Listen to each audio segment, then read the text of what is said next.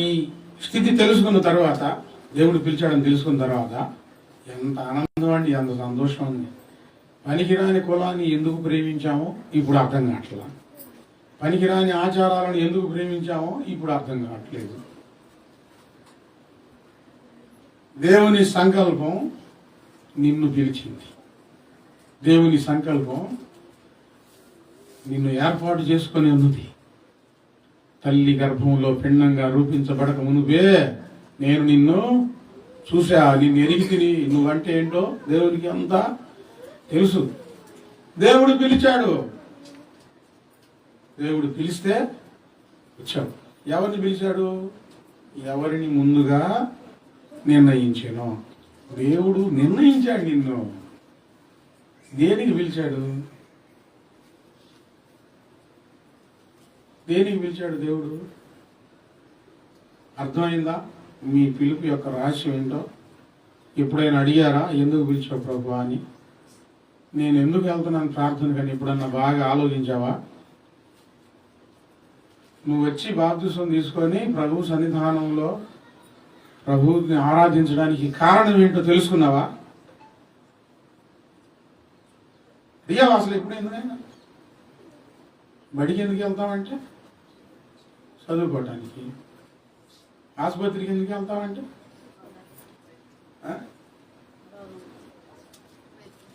వైద్యం చేయించుకోవడానికి. పోలీస్ స్టేషన్కి ఎందుకు వెళ్తామంటే, కోర్టుకి ఎందుకు వెళ్తామంటే, ఇప్పుడు దేవుని దగ్గరికి ఎందుకు వచ్చావంటే, దేవుడు మాతో మాట్లాడితే మేము కూడా వస్తాం అనే వాళ్ళ కోసం కాదు. ఇప్పుడు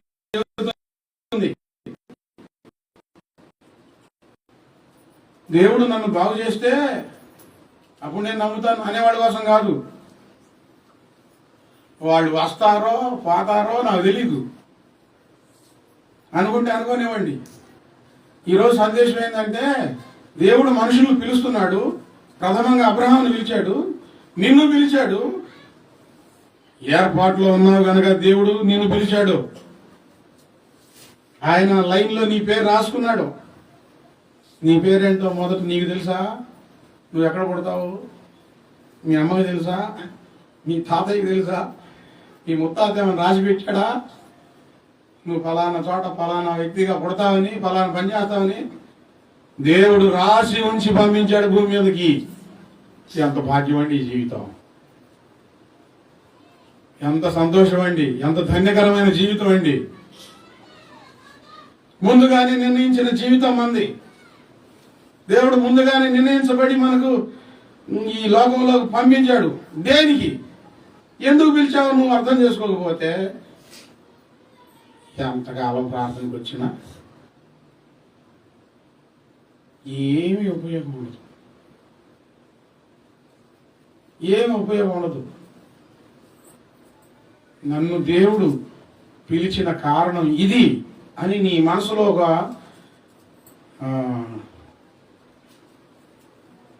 ఒక అవగాహన స్థాపించబడాలి. నన్ను దేవుడు కోరుకోవడానికి కారణం, భూమి మీద దేవుడు నన్ను పుట్టించడానికి కారణం ఇది అని నీకు ఒక అవగాహన రావాలి. యెషయా గ్రంథం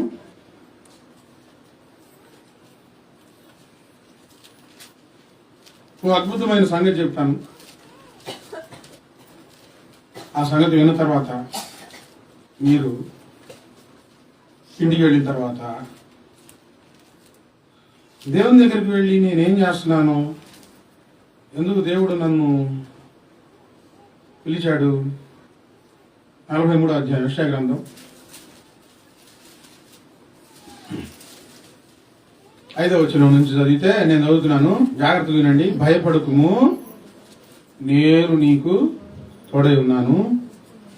తూర్పు నుండి నీ సంతానమును తెప్పించేదను, పడమటి నుండి నిన్ను సమకూర్చి రప్పించేదను. అప్పగింపుమని ఉత్తర దిక్కునకు ఆజ్ఞయించేదను, దిగబట్టవద్దని దక్షిణ దిక్కుకు ఆజ్ఞయించేదను. దూరం నుండి నా కుమారులను, భూ దిగంతం నుండి నా కుమార్తెలను తెప్పించుము. నా మహిమ నిమిత్తము నేను సృజించిన వారిని, నా నామము పెట్టబడిన వారిని అందరినీ తెప్పించుము. నేనే వారిని కలగజేసి తిని వారిని పుట్టించిన వాడను నేనే.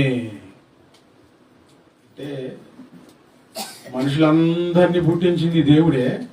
ఇక్కడ ప్రత్యేకంగా చెప్తున్నాడు,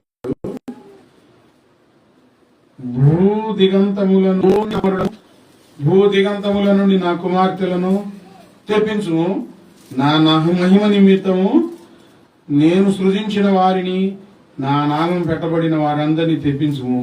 నేనే వారిని కలగజేసి తిని వారిని పుట్టించిన వాడను నేనే. ఇప్పుడు చెప్పండి, మిమ్మల్ని పుట్టించింది ఎవరు? మిమ్మల్ని కలగజేసింది వేరు ఎవరు? నీవు నన్ను కలగజేసిన విధము చూడగా భయమును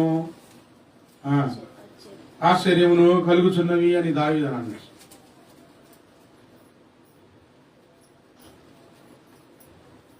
ఇంకా దగ్గరగా చెప్తున్నాను, మీరు గుర్తుపెట్టుకోండి, బయట వాళ్ళు ఎవరికి చెప్పొద్దు. ఈ ముక్కు దేవుడు చేశాడు, ఈ రంగు ఎవరిచ్చారు? ఆయన.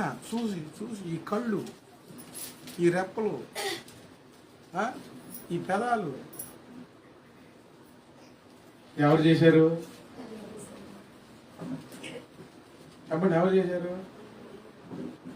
నన్ను పార్పల్లోడా అంటా ఉండేవాడు.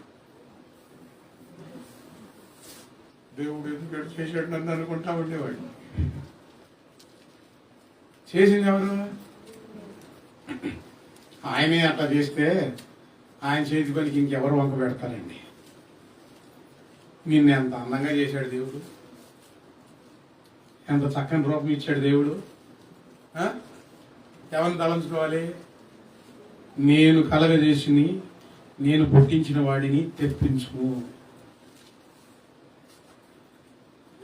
ఓ ఈ ప్రాంతానికి నేను రాకమునుపు 2010 సంవత్సరం, 2007, 2008 ఆ సమయంలో ఒక అతను వడ్రంగి పని చేసుకోవడానికి యనమదలు వచ్చాడు. మేము మా ఇంట్లో చెక్క పని చేయించడం కోసం నేను అతన్ని పిలిపించాను. వేరే వాళ్ళ నేను భాషలో మాట్లాడుకుంటున్నాం, ప్రార్థన చేసుకుంటున్నాం, ప్రార్థనకి వెళ్తున్నాం, వస్తున్నాము. ఆయన చూశాడు, ప్రార్థన చేయండి నా కోసం అని అన్నాడు. మీరేమొట్లు అంటే, మేము ఫలానా పుట్టుక నుంచి క్రైస్తవులమే, దేవుడు అంటే తెలుసు, ప్రార్థన చేయాలన్నా అని ఏడ్చాడు. ఏం ప్రార్థన చేయాలి అంటే, బాప్తిసం తీసుకోవాలంటే ఆశ ఉంది, ఒక చిక్కు ఉందన్న. బాప్తిసం తీసుకోవాలంటే చిక్కు ఎందుకు, అన్నీ వదిలిపెట్టి బాప్తిసం తీసుకోవచ్చు, అసలే బాగలేదంటున్నావు, నీకు ఎయిడ్స్ రోగం, తీసుకో బాప్తిసం తీసుకో, ఏందో సలహా చెప్తాం మేము. వదిలిపెట్టాల్సిందే, వదిలిపెట్టి నీకు వల్ల కావట్లేదన్నా అని అన్నాడు. ఏంది, ఇప్పుడున్న మా ఆవిడ కాదు, డబ్బులు ఉన్నప్పుడు విర్రవీగాను, అక్రమ సంబంధం పెట్టుకున్నాను, పిల్లలు పుట్టారు, అప్పుడు ప్రమాణం చేశా నా ప్రాణం ఉన్నంత వరకు నిన్ను వదిలిపెట్టని. ఇప్పుడు ఏమో దేవుడు ఏమో వదిలిపెట్టమంటున్నాడు. నేను ఎట్లా వదిలిపెట్టాలి పాపం, జీవితం అనాథ అయిపోయిద్దన్నా.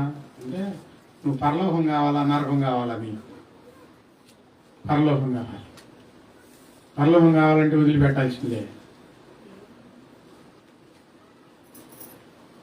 దేవుడు మంచిగా పుట్టించి మంచి జీవితం ఇస్తే చెడ్డదారులోకి వెళ్తే తర్వాత వదిలించుకోవటం కష్టం, తర్వాత పీక్కోవటం కష్టం. నేను సలహా చెప్పాను, ఎవరి జీవితంలోనైనా పాపాలు జరుగుతాయి కాబట్టి, నువ్వు ఇప్పుడు పశ్చాత్తాపడుతున్నావు కాబట్టి ఆమె పోషణ అంతా నువ్వు చూసుకో, నీ భార్య దగ్గరికి వెళ్ళిపో. ఈమె రెండో ఆమె ఇంటికి మాత్రం నువ్వు రావాక, మంచి చెడ్డలు చూసుకో, అంతవరకే. ఆమెను ముట్టుకోవద్దు, ఇక పరిశుద్ధంగా జీవించి వెళ్ళు అని చెప్పి బాధపడ్డాడు. రోగం ఉంది, ఎయిడ్స్ రోగం ఉంది. ఈ రోగంతో నువ్వు చచ్చిపోయావు, నువ్వు నరకానికి వెళ్తావు. దేవుడు ఎందుకో మా ఇంటికి నిన్ను తీసుకొచ్చాడు. ఎందుకు తీసుకొచ్చాడు?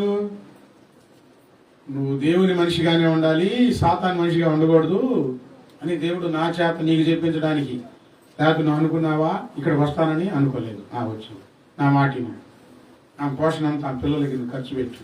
నీ భార్య దగ్గరికి వెళ్ళిపో, ఆమెను ముట్టుకోబాగా, పరిశుద్ధంగా ఉండు, పో. ఆమెను కూడా బాప్తిసం తీసుకోమని చెప్పు, ఆమెను కూడా ప్రార్థన చేయాలని చెప్పు. చెప్పా. 10 సంవత్సరాలు గడిచిపోయింది. 10 సంవత్సరాలు గడిచిన తర్వాత ఇప్పుడు నేను మీకు చదివించాను వాక్యం యెషయా గ్రంథంలో. దేవుడు ఆ మాట నాకు చెప్తా ఉన్నాడు. దేవుడు మొదట మనల్ని పిలుస్తాడు. పిలిచి ఇప్పుడు ఏం చెప్తాడంటే, దూరం నుండి నా కుమారులను, భూదిగంధముల నుండి నా కుమార్తెలను, నా మహిమ నిమిత్తం నేను సృజించిన వారిని నువ్వు వెళ్ళి పిలుచుకొని రా. దేవుడు నిన్ను పిలుస్తాడు. నిన్ను పిలిచిన తర్వాత నువ్వేం చేయాలి? ఆయన సంకల్పంలో ఏర్పరచబడిన వారి దగ్గరికి వెళ్ళి, బాధలు పెట్టిన వాళ్ళ దగ్గర కాదు, బాధలు పెట్టుకునే వాళ్ళ దగ్గరికి కాదు, ఆయన సంకల్పంలో ఉన్నారు. ఆయన పుట్టించాడు. నువ్వు వెళ్తా ఉన్నావు అనుకో, దేవుడు వాళ్ళని పరిచయం చేస్తాడు. వాళ్ళకి వాక్యం చెప్పావు అనుకో, వాక్యం విని వాళ్ళు వచ్చి బాప్తిసం తీసుకుంటారు, పరిశుద్ధంగా దేవుని కోసం జీవిస్తారు. ఇది సేవ. ఇది మంచి సంగతి. రాగాలు తగ్గడం కాదు, కలిసి రావడం కాదు. ఈ చర్చి కాడ కలిసి రాబోతే ఇంకో చర్చి కాడికి వెళ్ళిపోవడం కాదు. ఈ దేవుడి దగ్గర కలిసి రాబోతే ఇంకో దేవునికి వెళ్ళడం కాదు. జీవితం నిజమైన దేవుని తెలుసుకొని ఆ దేవునితో కలిసి జీవించడం. 10 సంవత్సరాలు అయిపోయిన తర్వాత మా అమ్మ బాగలేకపోతే మా అమ్మ బాగా తీసుకొని ఆసుపత్రికి వెళ్తే అక్కడ ఒక అమ్మాయి ఉంది, నర్సు. తెలిసి తెలియని తనంలో ఉంది. నేను ప్రార్థన చేసుకుంటా ఆ అమ్మాయికి వాక్యం చెప్పుకుంటే, మా నాన్న కోసం ప్రార్థన చేయడం అనుకున్నాను. మీ నాన్నకి ఏమైంది అంటే ఎయిడ్స్ అంకులు. పరిశుద్ధాత్మ ప్రేరేపణ ద్వారా నేను మీ నాన్న వడ్రంగి పని చేస్తాడా అని అడిగానండి. నిజంగా మీ దేవుడు అంటే చేరాల, ఈయన కూడా చేరాలని. అంకులు మీకు ఎట్లా తెలుసు అని. ఎవరికి తెలుసు? ఎవరికి తెలుసు? పుట్టించిన ఆయనకు బాగా తెలుసు. పుట్టించిన ఆయనకు బాగా తెలుసు. మీ నాన్న మా ఇంటికి వచ్చాడమ్మా. మీ నాన్న వేరే ఆమెను తీసుకొచ్చాడు. మీ ఇంటి సంగతి అంతా తెలుసు. వాళ్ళ అమ్మతో మాట్లాడించింది. ఆ 2 రోజుల క్రితం ఈ వాక్యం చెప్తా ఉన్నాడు కదా, ఈ వాక్యం చెప్పాను. నువ్వు మీ నాన్న అమ్మ సంతానం కాదు, దేవుని సంతానం అమ్మ. నువ్వు దేవుని కోసం నిలబడాలి. మా అమ్మకు రోగం వస్తే ఆ అమ్మాయికి వాక్యం చెప్పడానికి దేవుడు అవకాశం ఇచ్చాడండి. స్తోత్రాలు. హల్లెలూయా. 10 సంవత్సరాల తర్వాత ఈయన బిడ్డ నాకు కలవటం, నేను ఆ వాక్యం చెప్పడం, ఎంత అద్భుతమైన ప్రణాళిక ఇది. ఎందుకు చెప్పాను ఇప్పుడు ఇది? నేను మీ దగ్గరికి రావటం, ప్రభు నమ్ముకున్నానని చెప్పటం, ప్రభు సంకల్పం మీ పట్ల ఉన్నదని చెప్పటం, మీరు నాతో పరిచయం అవ్వటం.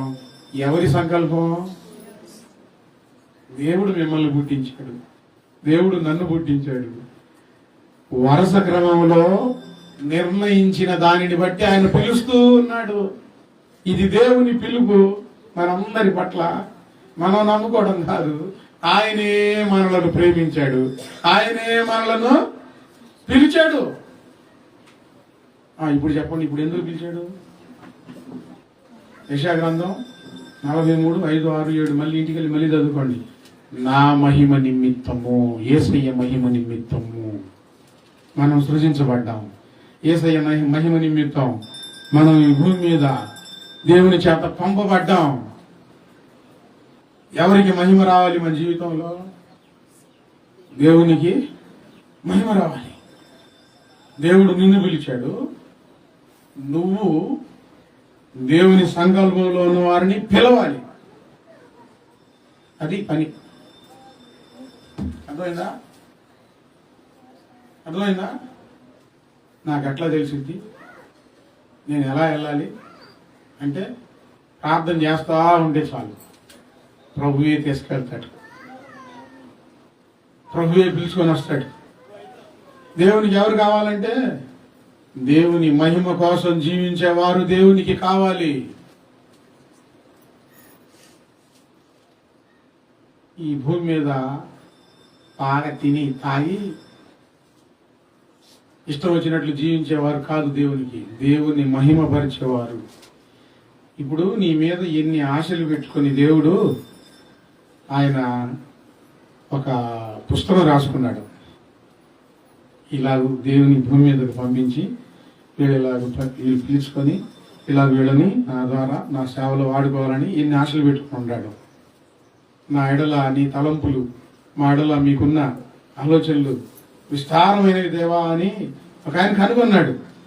అవన్నీ నెరవేరాలంటే ఆయన సంకల్పం అంతా నువ్వు బాగా తెలుసుకోవాలి ప్రార్థన చేసి, ప్రభువా నేనేమి చేయాలయ్యా అని. ఎవరిని నిర్ణయించాడో వాళ్ళని పిలుస్తూ ఉన్నాడు. అబ్రహాముని పిలిచాడు. పిలిచి దేవుడు ఏం చెప్పాడు అబ్రహాముతో? 2వ వచనంలో నిన్ను గొప్ప జనముగా చేసి నిన్ను ఆశీర్వదించి నీ నామమును గొప్ప చేయుదును. ఈ మాటల్లో దేవుడు చెప్పిన ఈ మాటల్లో ఏమైనా బాధాకరమైన విషయాలు ఉన్నాయా? మనకు బాధ కలిగించి నొప్పి కలిగించే విషయాలు ఉన్నాయా? అబ్రహాం అడగలా, దేవుడే అంటున్నాడు నిన్ను గొప్ప జనముగా చేసి భూమి మీద అండబలం. చెప్పండి ఏంటి అంటే గొప్ప జనం. ఒకరిద్దరు ఉన్నారనుకోండి ధైర్యం ఉండదు, ఒక జనం ఉండారనుకోండి ఒక ధైర్యం ఉంటుంది. మా బంధువులు పెద్ద పెద్ద ఆఫీసర్లు, డిఎస్పీలు ఉన్నారు, పోలీస్ డిపార్ట్మెంట్లో ఉన్నారు, లాయర్లు ఉన్నారు, రాజకీయంలో ఉన్నారు. మా అమ్మ బంధువులు అటు ఉన్నట్టయితే ఆ సంగతి వేరు. అక్కడి నుంచి దేవుడు తీసేసాడు. నీ బంధువుల యొద్ద నుండి నీ దేశం నుండి బయటికి రా అని అన్నాడు కదా. బయటకు వస్తే ఏంది ప్రభు అంటే గొప్ప జనంగా నేను చేస్తా, అది ఆయన ఉద్దేశం. నువ్వు వదిలిపెట్టకపోతే గొప్ప జనంగా మారలేవు. గొప్ప జనంగా ఈ ప్రపంచంలో ఉండటం, శక్తివంతంగా ఉండటం ఒక భాగ్యం. ఇప్పుడు ఒక ఆయనకి ఈ రోజుల్లోనే 75 మంది భార్యలు, 80 మంది భార్యలు, 101 మంది సంతానం, 350 మంది మనవలు మనవరాళ్ళు. ఇప్పుడు ఏ జనం ఇది? అది ఆ దేశం వరకే, మనకు తెలియదు. ఈ రోజుల్లోనే నిజంగా నేను అబద్ధం చెప్పట్లేదు. ఉన్నాడు ఒక ఆయన 65 సంవత్సరాలంట. ఈ మధ్య కూడా ఒక ఆమెను పెళ్లి చేసుకున్నాడు అంట. మళ్ళా వీళ్ళు 100,000 సంఖ్యలో మారచ్చేమోలే కానీ ఒకరోజు మళ్ళీ కనబడకుండా పోవచ్చు. ఆ చరిత్ర కనబడకుండా పోవచ్చు. దేవుడిచ్చినంత బలం ఉండదు, గొప్ప జనంగా మారలేరు. దేవుడు నిన్ను గొప్ప జనంగా మార్చడానికి పిలిచాడు. స్తోత్ర. హల్లెలూయా. ఇది బైబిల్ గ్రంథంలో అబ్రహాం సంఘటన మనం చదువుతున్నాం. ఇప్పుడు అబ్రహాం లేడు. అబ్రహాం గారి పేరు బైబిల్లో చదివి మనం అబ్రహాం గారి దేవుడని మనం దేవుడిని కొలుచుకుంటూ ఉన్నాం. అబ్రహాము దేవుడవు, ఇస్సాకు దేవుడవు, యాకోబు దేవుడవు, నాకు చాలిన దేవుడవు యేసయ్యా.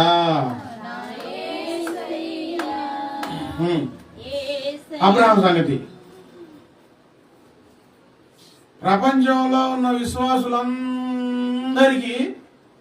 అబ్రహాము తండ్రి అయి ఉన్నాడు. హల్లెలూయా. ప్రపంచంలో ఉన్న ప్రతి ఒక్క జాతిలో నుంచి అబ్రహాము పేరు తలంచుకునే వాళ్ళు లేరు. దేవుడు గొప్ప జనంగా చేశాడా లేదా? అంటే గొప్ప జనంగా చేయడం అంటే పెళ్లిళ్ళు చేసుకొని పిల్లలు కట్టడం శారీరకంగా ఆలోచించడం కాదు, దైవ సంబంధంగా ఆలోచించాలి. ముసలివాడైన తర్వాత దేవుడు ఇచ్చిన దీవెన, నువ్వు దేవుని చేత పిలువబడ్డావు, గొప్ప జనంగా ఆయన నిన్ను మారుస్తాడు. చివరిలో చెప్తా ఎప్పుడు మారుస్తాడు. ఈ బైబిల్ గ్రంథంలో అబ్రహాం గారిని చూసాం. మనకు తెలిసిన ఈ తరంలో భక్త సింగ్ గారు సిక్కుల కుటుంబంలో పుట్టాడు. ఆయన దేవుడు పిలిచాడు.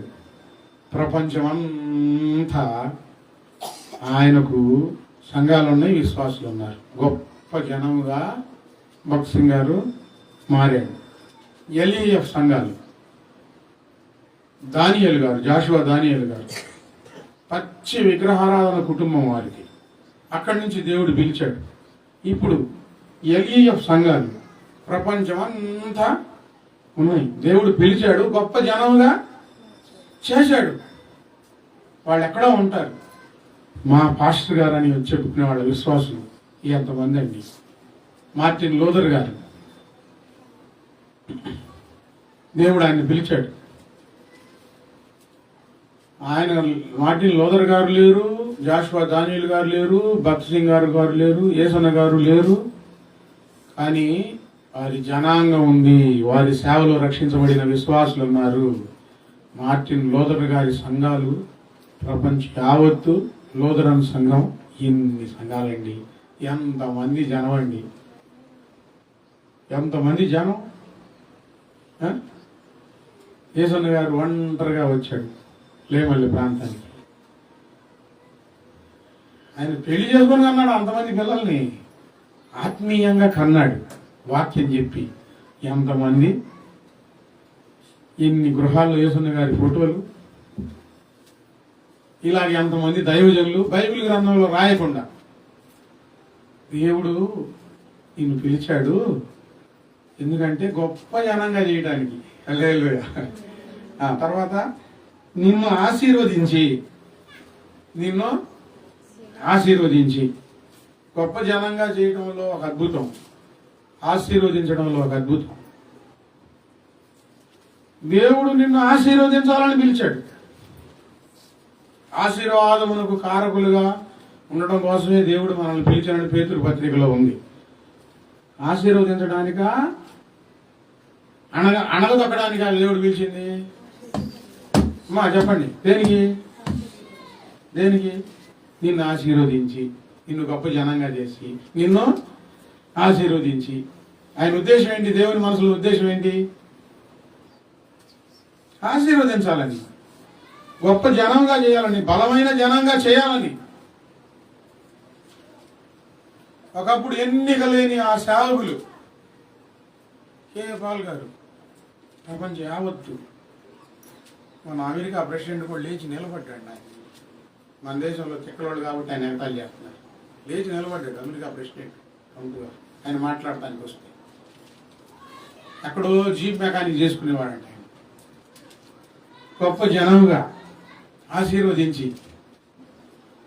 దేవుడు వాగ్దానాల్లో నీకు బాధ కలిగించే విషయాలు ఏమీ లేవండి. అమ్మో ఇంత కష్టమా, ఇంత బాధ అని అనుకోవడానికి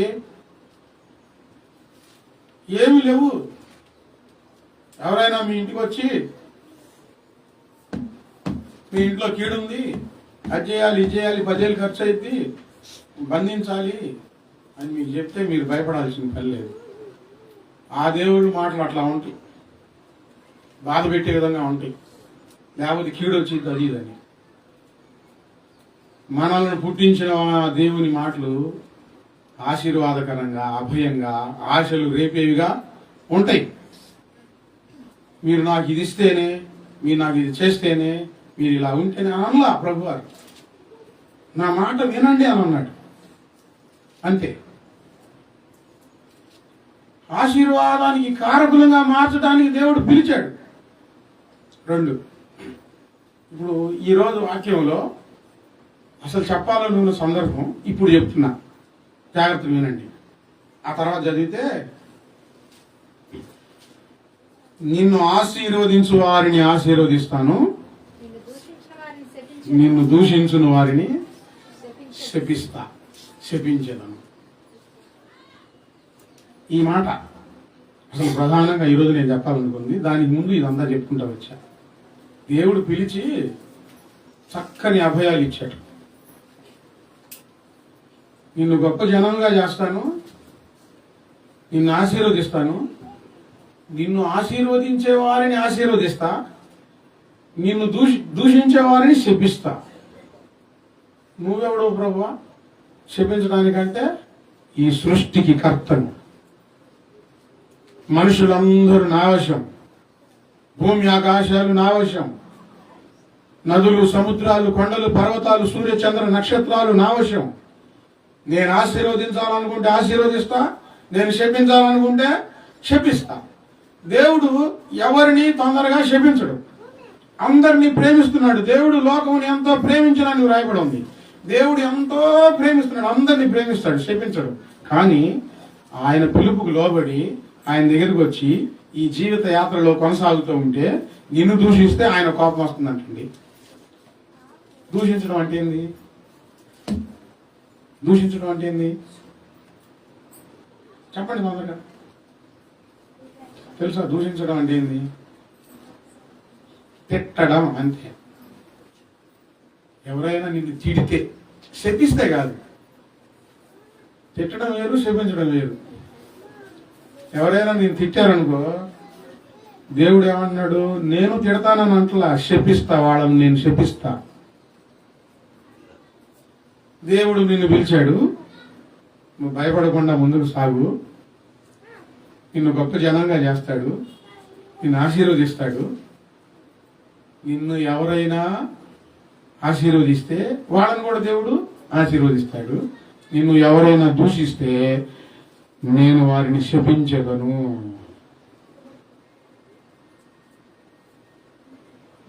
ఎంత గొప్ప అభయం అబ్రహాంకి ఇచ్చాడో!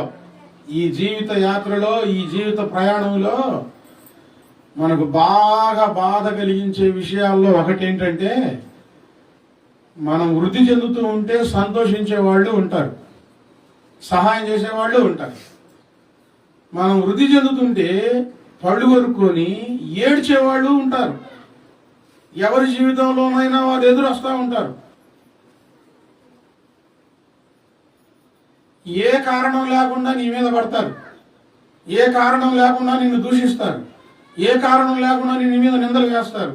ఒకవేళ అలాంటి సంగతి జరిగితే నేనున్నాను, నేను వారిని శపిస్తానని దేవుడు అప్పగించాడండి. ఈరోజు నేను చెప్పాలనుకున్న మాట, నీ జీవితంలో నీకు సహాయకరంగా ఉండేవారిని దేవుడు అద్భుతంగా నీతో పాటు వాళ్ళని ఆశీర్వదిస్తాడు. నిన్ను దూషిస్తూ ఉన్నారే, శపించడం కాదు, దూషిస్తూ ఉన్నారే, వారిని నేను శపించదను.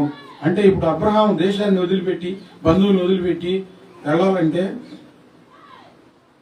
ఏ విషయం అయితే బాధాకరంగా మారుతుందో దేవునికి తెలిసి ఆ విషయాన్ని ఎత్తిపట్టి కుక్కల విషయం జాగ్రత్త చెప్పలా. ఆయన వెళ్లే దారిలో క్రూర మృగాల విషయం జాగ్రత్త చెప్పలేదు. ఆయన వెళ్లే దారిలో పాముల విషయం జాగ్రత్త చెప్పాల, మనుషుల విషయం జాగ్రత్త చెప్పాడు. మనుషులు ఎవరైనా నిన్ను దూషిస్తే నేను వారిని శపిస్తా. పేటలో 2 సంఘటనలు జరిగినాయి. ఒక సంఘటన చెబుతా. పేటలోనే కాదు, చాలా మంది సేవా జీవితంలో, సేవకుల జీవితాల్లో ఈ సంఘటనలు జరిగినాయి. వీళ్ళు ప్రార్థనకు వస్తూ ఉంటే అక్కడ కొట్టాం ఒక ఆమె ఉంది, ఆమె పేరు వెంకాయ. కడుపుపురం అట్లా ఎన్ని మాటలు నేను వాళ్ళ ఇంట్లో వాళ్ళకి చెప్పేది. బైబిల్ పట్టుకొని ప్రార్థనకి వెళ్తే ఎంత సిగ్గుచేటు, ఎంత అవమానం. వెళ్తున్నారా అనేదంట. వీళ్ళు రావాలన్నా ఆమెతో తలకాయ నొప్పి, ఇంటికి పోవాలన్నా ఆమెతో తలకాయ నొప్పి. నేను వెళ్ళి ఎప్పుడు వెళ్ళి అక్కడ వెళ్ళి అనుకో ఇట్లా అనేది నవ్వుతా పలకరించేది కాదు. అనేది మనం ప్రార్థన చేసుకుంటుంటే మనం దేవుని దగ్గరికి వెళ్తుంటే ఆ కడుపుబ్బరం ఎందుకు? ఆమెకి పేటలో జరిగిన సంఘటన. మేమందరం ప్రార్థన చేస్తా ఉన్నాం, ఆమెను కూడా మార్చు ప్రభువా, దూషించి ప్రార్థన చేయలే, ఆ మనసు కూడా మార్చు ప్రభువా అని. ఏదైనా వస్తువు తీసుకుంటే ఆ కడుపుబ్బరం రావాలి, తిడితే కడుపుబ్బరం రావాలా, ఏమైనా అంటే కడుపుబ్బరం రావాలా. మా ప్రార్థన మేము చేసుకుంటుంటే అంత కడుపుబ్బరం ఎందుకో అంటుంది. పోర్చుకున్నాం, చూసాం, ప్రార్థన చేస్తా ఉన్నాం. ఒకరోజు చక్కగా పలావు తింది, ఇంటికి వెళ్ళి పడుకుంది. ఇంట్లో కేకలు పెడుతున్నాడు, కోళ్ళ కింద నుంచి వెళ్ళలేదంట. లేదు, చచ్చిపోయింది.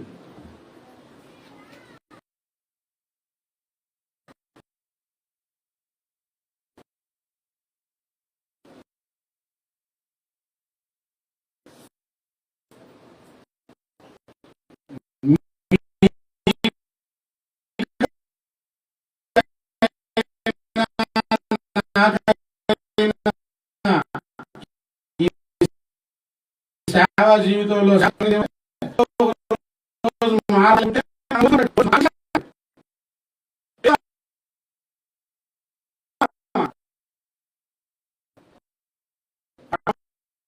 మా ముస్లింలలో ప్రార్థన పెడుతుంది.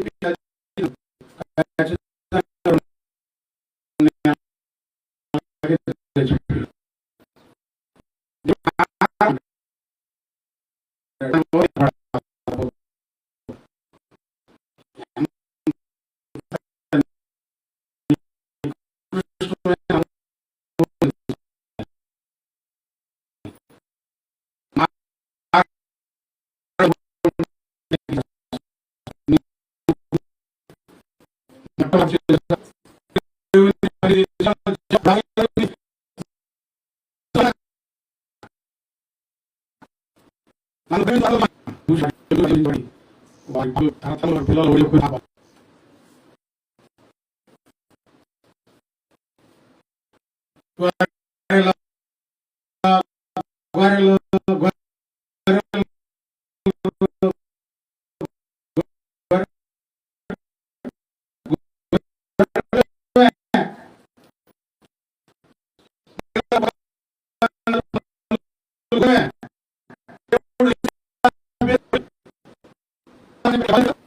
మేలు చేస్తాం, పాఠం ఎంత అంటే ఆ మంచిది. యేసయ్య పెట్టి పేరు. హల్లెలూయా, స్తోత్రం.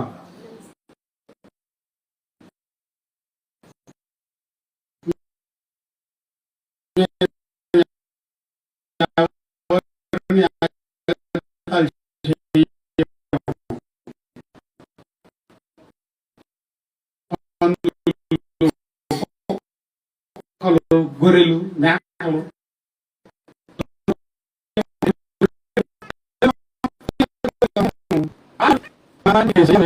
గొర్రెలం.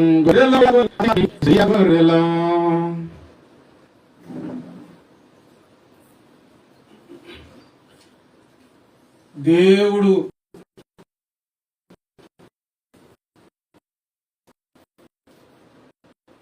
ఏది నిర్ణయిస్తే అది మన జీవితంలో జరిగింది. ఈరోజు మీ తలలు పైకెత్తుకొని ధైర్యం తెచ్చుకొని దేవుడు పిలిచాడు. ఎందుకు పిలిచాడు? ఆయన నామ మహిమ నిమిత్తం ఆశీర్వదించడానికి, గొప్ప జనంగా చేయడానికి. ఈ జీవితంలో మనుషుల వలన కలిగి ఏదైనా ఇబ్బంది వస్తే నేనున్నాను, నువ్వు ముందుకు సాగని చెప్పడానికి అబ్రహాముతో దేవుడు ఆ రోజు చేసిన వాగ్దానం. అబ్రహాంకి ఎందుకు చెప్పాడు ఆ మాటలు? వినండి, అయిపోయింది వాక్యం. అబ్రహాంకి ఎందుకు చెప్పాడు తెలుసా? ఆయన ఒక వరుస క్రమం రాసుకున్నాడు కదా, ఎవరిని నిర్ణయించానో వారిని పిలిచానని ఒకరి తర్వాత ఒకరు పిలుస్తున్నాడు కదా, వారందరికీ వాగ్దానం ప్రాప్తిస్తుంది. వారందరికీ వాగ్దానం వారి జీవితాల్లో జరుగుతుంది.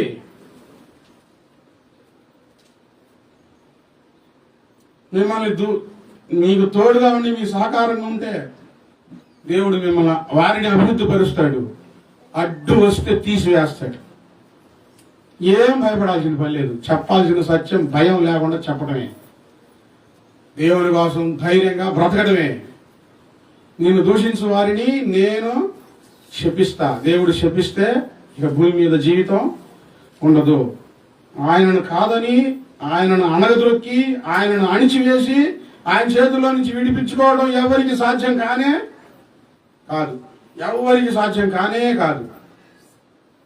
సత్యానికి విరోధకరమైన, సత్యానికి విరోధులైన అవిధేయుల మీదకు దేవుని రోమీయులకు రాసిన పత్రిక 1వ అధ్యాయం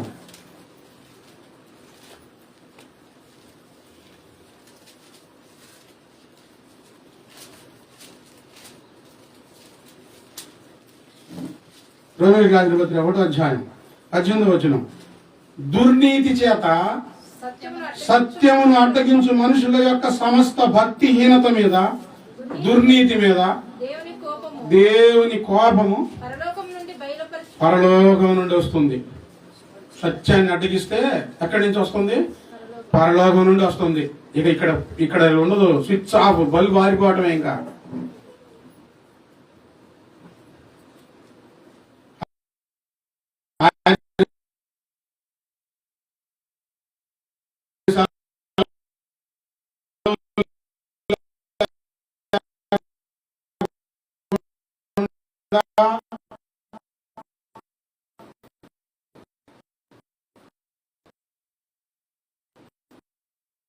ఎవరికి మరణం రాదు.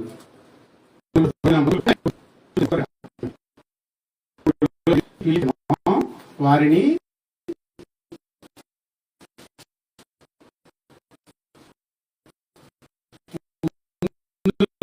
ఎవరిని నిర్ణయించి, ఎవరిని ఎవరికి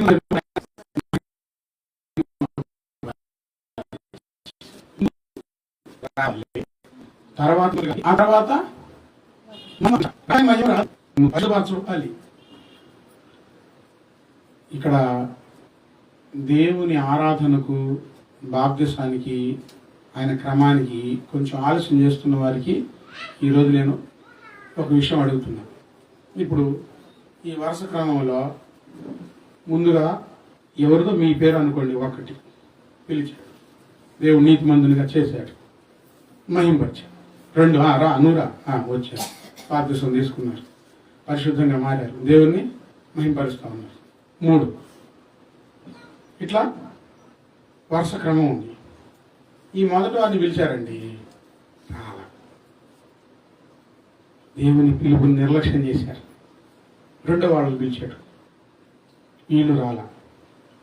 3వ వాళ్ళని పిలిచాడు, వాళ్ళు వచ్చారు, వాళ్ళు బాప్తిసం తీసుకున్నారు, వాళ్ళు నీతిమంతులుగా మారారు, వాళ్ళు మహిమపరచబడతా ఉన్నారు. మహిమపరచబడాలంటే, దేవుని ఆశీర్వాదం మన జీవితంలో జరగాలంటే, వాగ్దానం జరగాలంటే నువ్వు రావాలి, నీతిమంతురాలుగా, నీతిమంతునిగా మారాలి. ఇప్పుడు ఎవరు ధన్యులయ్యారు? ఒక క్రమం ఉంది కదా, ఆయన క్రమంగానే పిలుస్తున్నాడు కదా.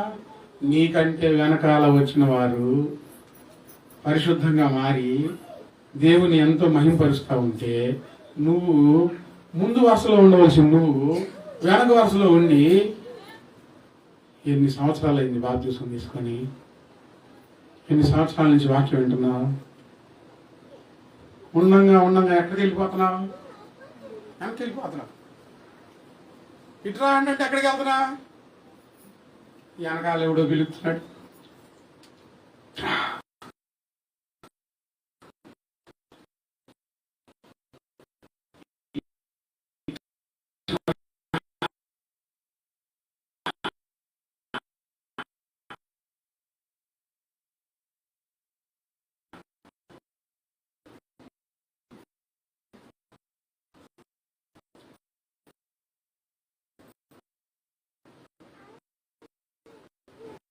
వాడు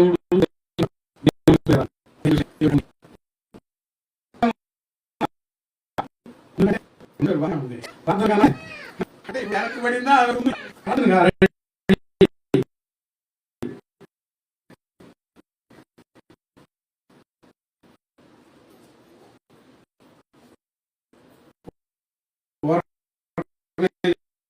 చెప్పట్లేదు.